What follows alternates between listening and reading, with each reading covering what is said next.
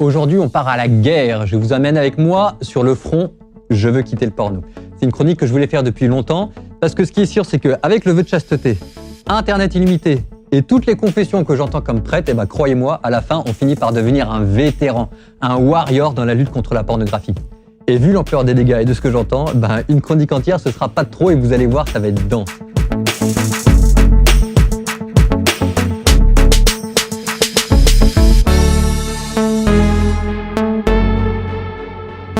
Aujourd'hui, je vous donne les techniques de guerre que d'habitude je donne en confession pour ceux qui pataugent dans la jungle et la boue de l'impureté pour que vous, à la maison, vous ne reviviez pas Dien Bien Phu en mode pornographie.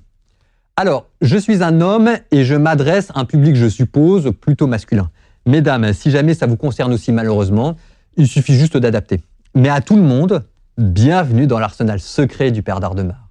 Et vous n'hésitez pas à mettre en commentaire vos propres techniques et vos propres armes. Ça peut sauver des vies. Pour ceux qui veulent un soutien anonyme et des conseils sur mesure, je vous donne l'adresse de l'infirmerie. Vous allez sur sosporno.net. Il y a plein d'autres sites. Je mets les liens encore une fois dans les commentaires. Mais c'est quand même pour eux que je fais la vidéo et le site est pas mal. J'ai divisé mon arsenal selon le type d'armes envisagées. Internet, équilibre de vie, armes spirituelles, stratégie du jure. Le chapitrage est en bas pour que vous puissiez vous y retrouver facilement et que vous soyez armés pour partir au combat. Mais, le plus important dans notre arsenal, ça va pas être le filtre Internet, ça va même pas être la douche froide, c'est votre mental. Parce qu'une guerre, ça se gagne d'abord dans la tête avant de se gagner ceinture sur les reins. C'est votre tête qui est votre première arme de guerre. Vous devez vouloir en sortir. Alors oui, je vais pas vous en mentir, il n'y a pas de guerre propre et il faudra probablement faire des sacrifices et probablement vous allez souffrir. Mais vous devez le vouloir. Et ça commence par enlever de sa tête tout ce qui ressemble à des compromis.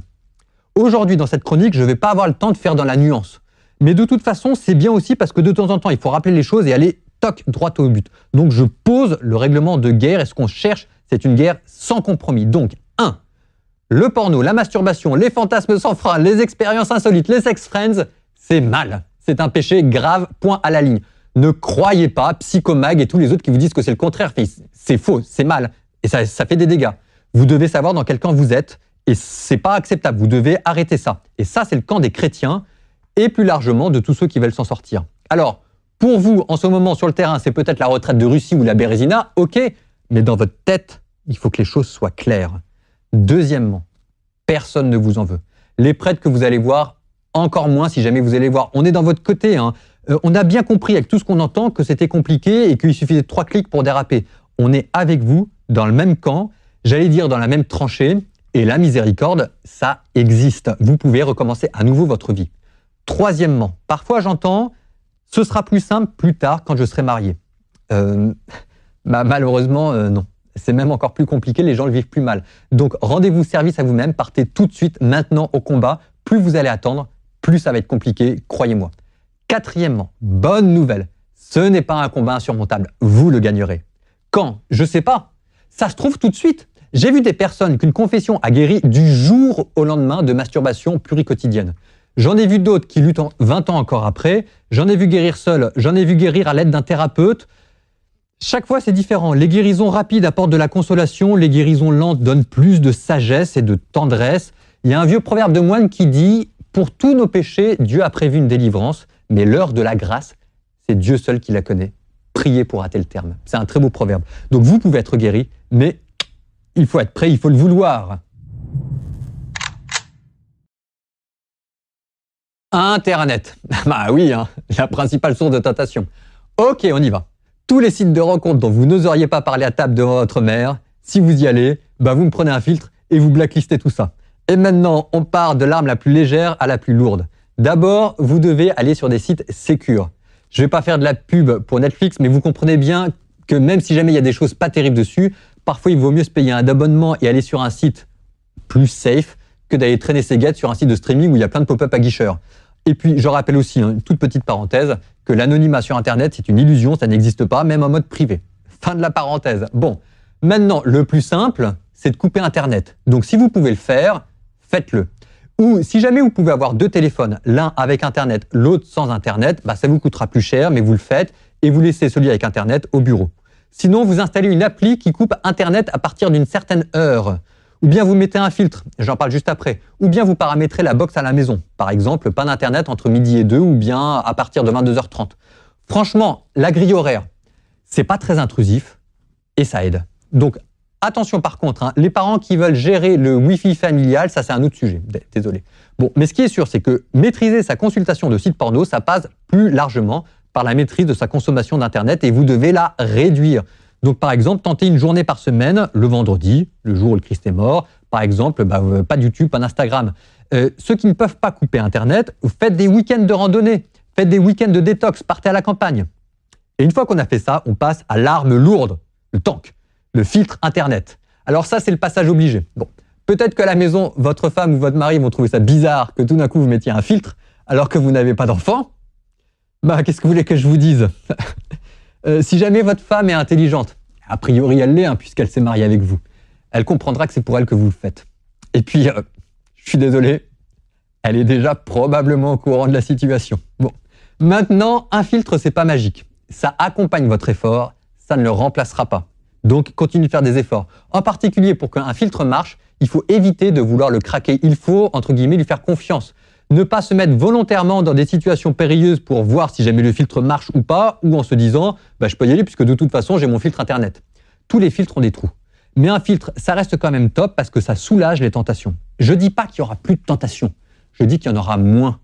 Mais c'est déjà pas mal. Alors maintenant, lequel conseiller? Il y a des filtres avec des mots de passe, le mieux c'est Canine, je trouve. Les mots de passe, par contre, ça reste compliqué. Vous pouvez toujours le donner à un de vos amis, ça reste compliqué. Vous pouvez en trouver un très compliqué que vous allez oublier. Quand on a perdu le mot de passe de sa bécane, je vous assure que ça devient compliqué de retrouver l'usage de son ordinateur.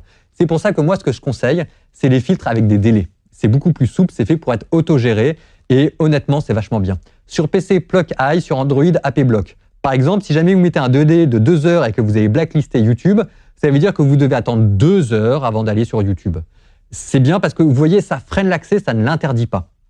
Donc au début, vous mettez un délai de 5 secondes, le temps de faire la liste des sites sécures, la Poste, la SNCF, etc. Puis le délai de 5 secondes à 5 minutes, 1 heure, 2 heures, une journée, 3 jours. Ça permettra, vous, de vous calmer et puis ça permet aussi d'affiner ses critères et de gérer plus largement sa consommation.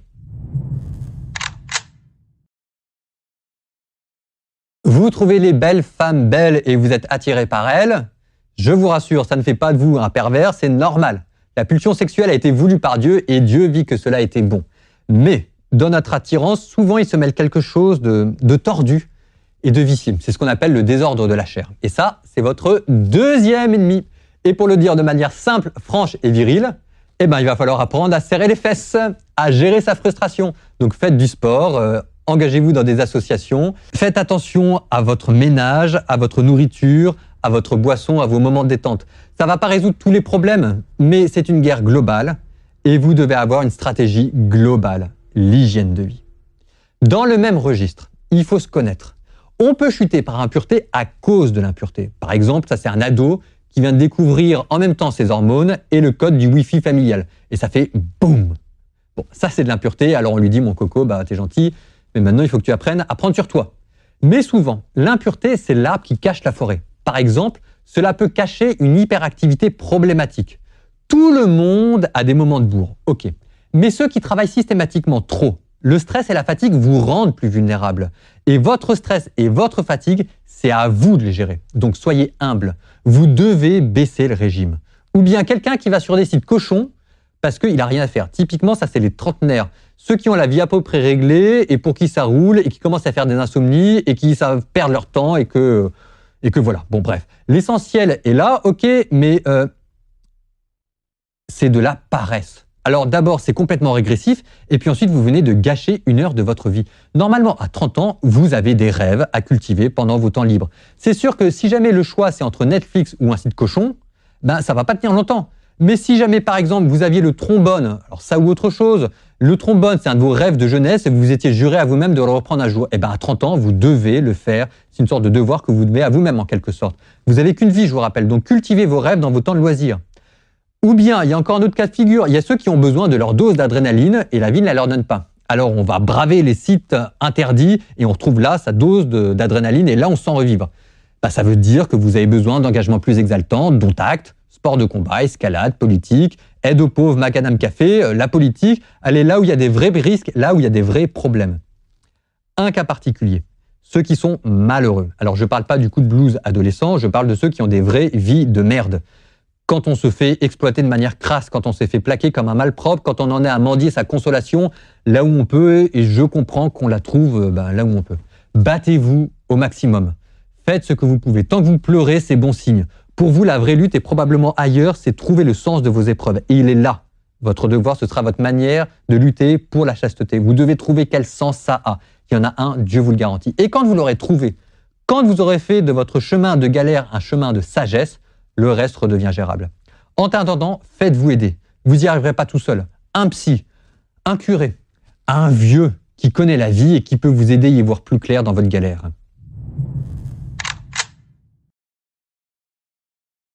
On passe aux armes spirituelles. Et d'abord, la meilleure arme, c'est la prière. C'est votre couteau de combat.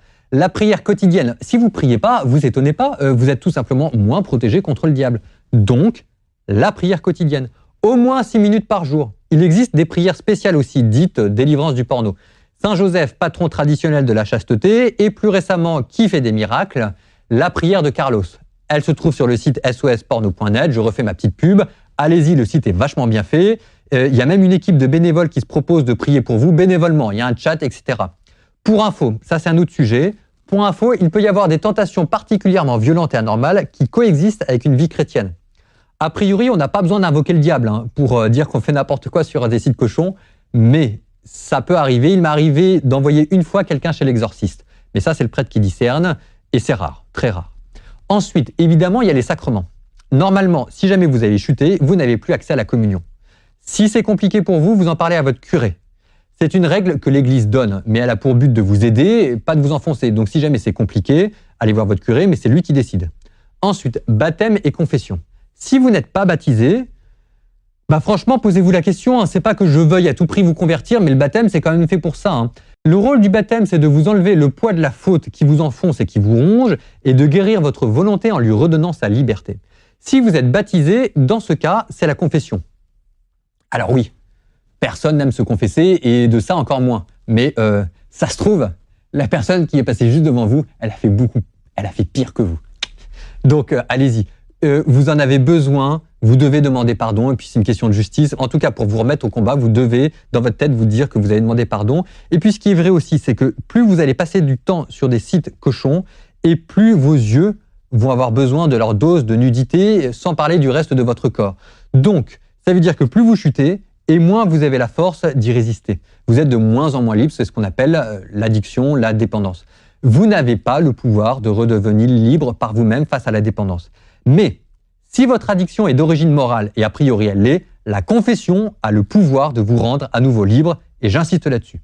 Maintenant, attention, la confession, c'est pas magique. Ça veut dire que si jamais votre dépendance n'est pas d'origine morale, mais ça vient d'un problème d'hygiène de vie ou d'un règlement hormonal, c'est pas la confession qui va résoudre ça.